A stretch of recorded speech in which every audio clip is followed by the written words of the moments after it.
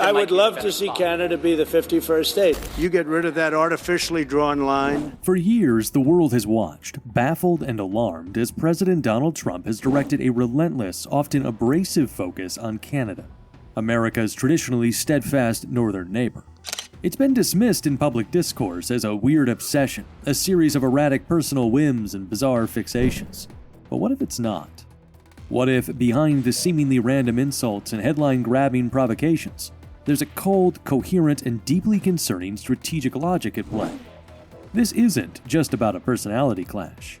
This is about a fundamental recalibration of United States policy, rooted in the brutal transactional America First doctrine, now supercharged by a new great power competition raging in the resource-rich, strategically vital Arctic.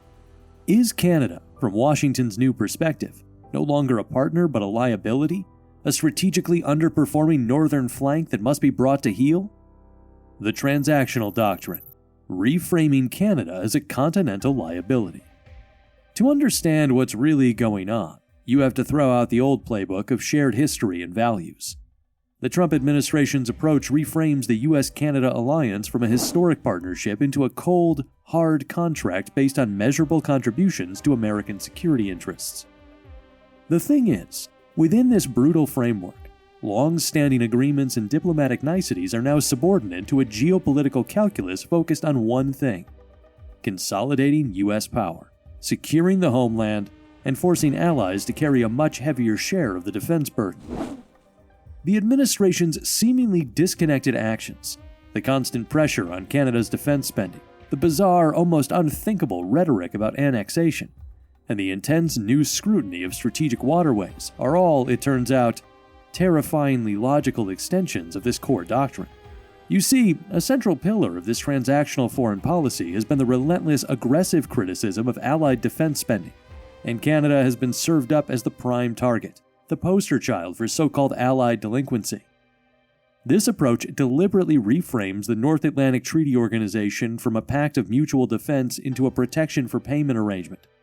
By repeatedly publicly labeling Canada a delinquent ally, the administration has masterfully created leverage, justifying demands that now extend far beyond mere budgetary commitments to encompass trade, resource access, and even fundamental questions of Canadian sovereignty. Former U.S. Ambassador to Canada Kelly Craft echoed this sentiment, bluntly stating, "Canada could do better on defense spending." The factual basis for this criticism is Canada's long, embarrassing failure to meet the North Atlantic Treaty Organization guideline of spending 2% of its gross domestic product on defense. In fiscal year 2023-24, Canada's spending was a paltry 1.31%, projected to rise only slightly to 1.37% in 2024-25.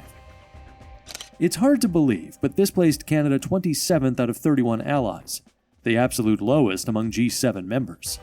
President Donald Trump hasn't just highlighted this shortfall, he's escalated the demand, suggesting allies should be aiming for 4% or even 5%, and explicitly linking compliance to the U.S. security guarantee under Article 5. He has hammered this point home with direct threats, stating bluntly, "We basically protect Canada." This delinquency narrative isn't just about fiscal frustration. It's a calculated strategy of coercion. The logic is crystal clear. If Canada isn't paying its security bill, why should it get a free ride on trade or anything else? And if that wasn't enough, the consistent linkage of low defense spending to complaints about the U.S. subsidizing Canada to the tune of $200 billion a year shows how the spending issue becomes a powerful lever to extract concessions across the board, especially on matters of critical importance to the U.S. in the Arctic. Now, why this sudden, intense pressure on Canada and the Arctic? Because the North is no longer a frozen, forgotten wasteland. It's the stage for a new great game, a fierce geopolitical competition driven by the ambitious military and economic activities of America's primary adversaries, Russia and China.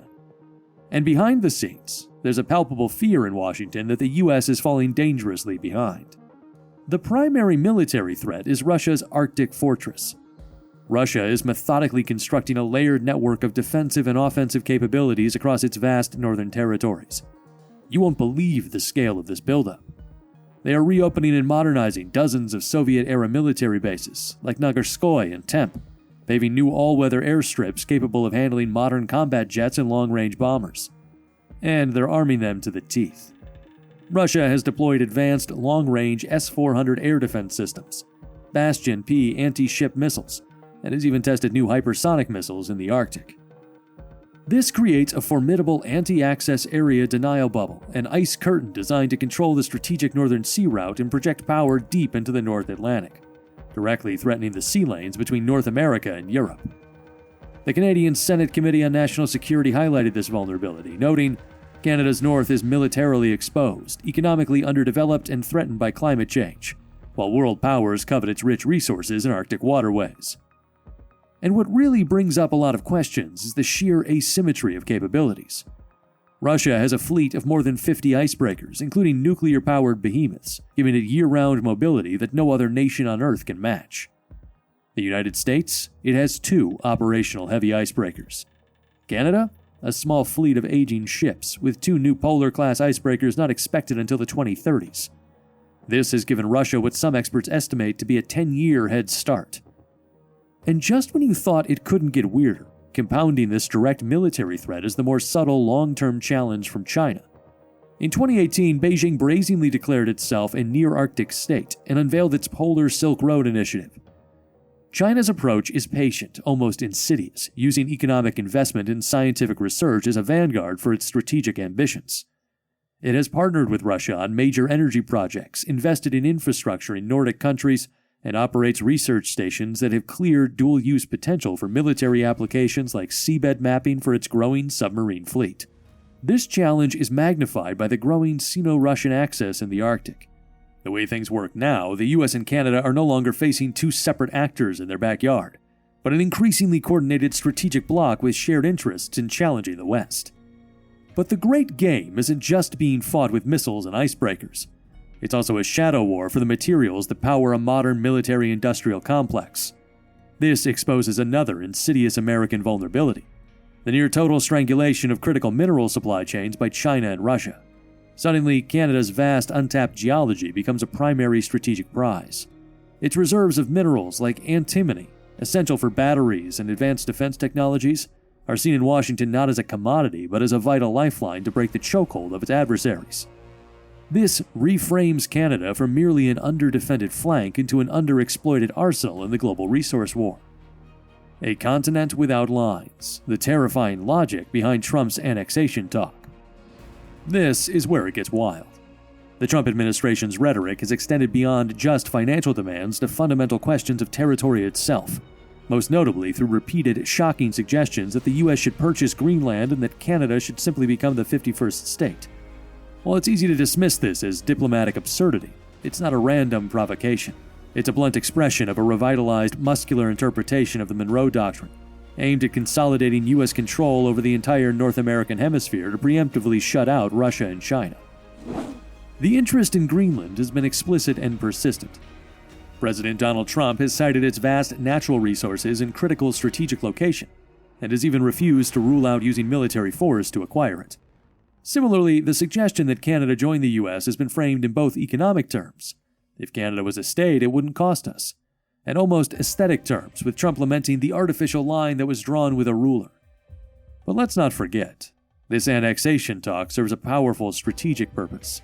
It functions as a maximalist negotiating position, a deliberately extreme proposal designed to make other less audacious demands, like increased defense spending or major concessions on strategic waterways, appear far more reasonable in comparison. Fundamentally, this focus on consolidating control over Greenland and Canada is a preemptive strike against Chinese encroachment. Canadian Prime Minister Mark Carney articulated this tension, stating, Canada's renewed interest in asserting its sovereignty over its immense Arctic territory comes amid intensifying and shifting geopolitical pressures that raise doubts about our core defense alliance with the United States.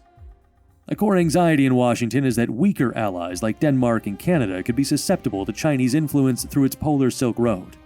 Beijing could gain a strategic foothold in the North American Arctic through seemingly benign infrastructure investments. And so the annexation rhetoric becomes the bluntest possible expression of a zero-sum policy designed to foreclose any possibility of a strategic competitor gaining a presence in the U.S. homeland's northern approaches. The truth nobody expected is that, from this cold perspective, the only way to guarantee the security of this vital terrain is through direct U.S. control. This strategic vision now extends to the critical maritime choke points of the Western Hemisphere, creating a clear link between the security of the Panama Canal and the future of the Northwest Passage. As climate change accelerates the opening of Arctic sea routes, the Northwest Passage is no longer seen as a frozen backwater, but as a future strategic waterway. Suddenly, everything made sense. If the U.S. is worried about Chinese influence over the Panama Canal, it's going to apply that same ruthless logic to the North. This is transforming the long-simmering legal dispute over the Northwest Passage into an acute security crisis. For decades, the U.S. and Canada managed their disagreement through diplomatic ambiguity. Canada claims the passage as its internal waters, based on historic title and the use of the waters by the Inuit people for millennia. The United States, however, insists it's an international strait, allowing for unimpeded transit passage for all vessels. The 1988 Arctic Cooperation Agreement was a workaround, but that era of agreeing to disagree is now over. By linking the passage to core hemispheric security and the delinquency of allies, the U.S. is signaling it will use its immense leverage to force a resolution that favors its position, regardless of Canada's sovereignty claims. And if that wasn't enough, it gets even deeper. This aggressive posture challenges the United Nations Convention on the Law of the Seas, UNCLOS. The U.S., which ironically isn't even a full signatory to UNCLOS, uses the language of the treaty to justify its position, while its methods of coercion and public threats against allies run contrary to the treaty's spirit of peaceful dispute resolution. This could set a dangerous global precedent, encouraging other powerful nations to reinterpret maritime law based on raw national interest. Right when things seemed normal, or at least predictably tense, that's when it hit them. The sustained, multi-pronged pressure from the Trump administration has been the primary catalyst for the most significant shift in Canadian defense policy in a generation. In response to the perceived unreliability of the U.S. security guarantee, the Canadian government has been forced into a strategic realignment. The delinquency shaming campaign has worked. Ottawa's defense policy update, Our North, Strong and Free, which initially projected reaching the 2% spending target by a distant 2032, has been radically accelerated. Under intense pressure, Defense Minister Bill Blair first announced a new target of 2027. Defense analyst Thomas Junot reinforced this urgency, arguing Canada should offer firm commitments to rapidly ramp up defense spending to 2% of GDP by 2027, faster than the 2030 date the Liberal Party pledged during the electoral campaign. More recently, the government announced a massive $9.2 billion injection of new funding to hit that 2% target in the current 2025-26 fiscal year. This isn't a voluntary adjustment, it's a forced strategic pivot. And where is that money going? Directly into the areas the U.S. is most concerned about. The Our North, Strong and Free policy is heavily oriented toward the Arctic, with major investments planned for northern surveillance and presence. There's a direct causal link here. U.S. pressures on NATO spending compels a Canadian strategic focus on the Arctic. In effect, by forcing Canada to spend more on its own defense, particularly in the north, the U.S. transactional doctrine achieves a core objective: a more robustly defended northern flank without the U.S. having to bear the full cost. It's America First alliance management in its purest, most brutally effective form. Trump's focus on Canada isn't a weird obsession. It's a cold, calculated power play. By branding Canada a delinquent ally, Washington has forced Ottawa into a multi-billion-dollar defense surge to secure America's northern flank. But does this make Canada a stronger partner, or just a more compliant one? And as Russia and China militarize the Arctic, is Canada being pushed into a new Cold War it's not ready to fight? What do you think is the real endgame here? Sound off below.